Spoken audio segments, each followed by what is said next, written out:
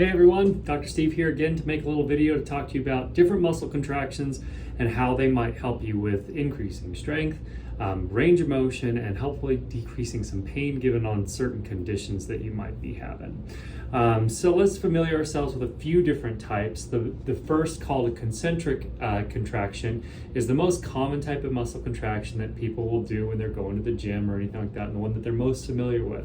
And what that is when we have a weight or anything that we're trying to pick up and we are shortening the muscle. In this case of this curl, that I'm shortening my bicep by lifting this weight towards my shoulder.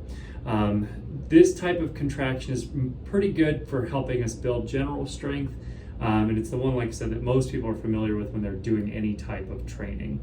The next type to talk about is called an eccentric contraction.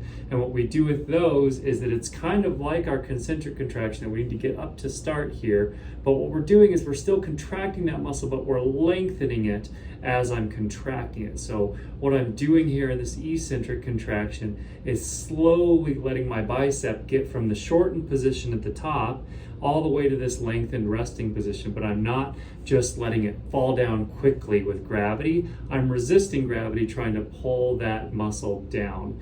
So the benefit of that type of contraction is that it seems to help focus on tendon strength and reshaping.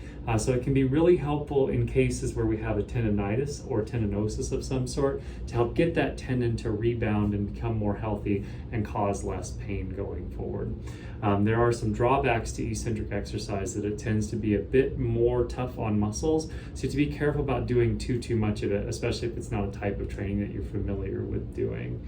The last one that I want to talk to you about is the isometric contraction. And what that means is that when I have some sort of force that I am just holding against and not letting the distance or the length of that muscle change.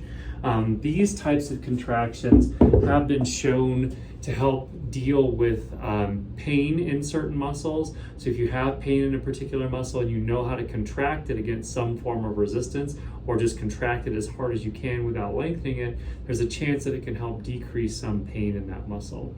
The other thing that these types of contractions, the isometric in particular, is good for is for helping open up range of motion that's not necessarily available to us.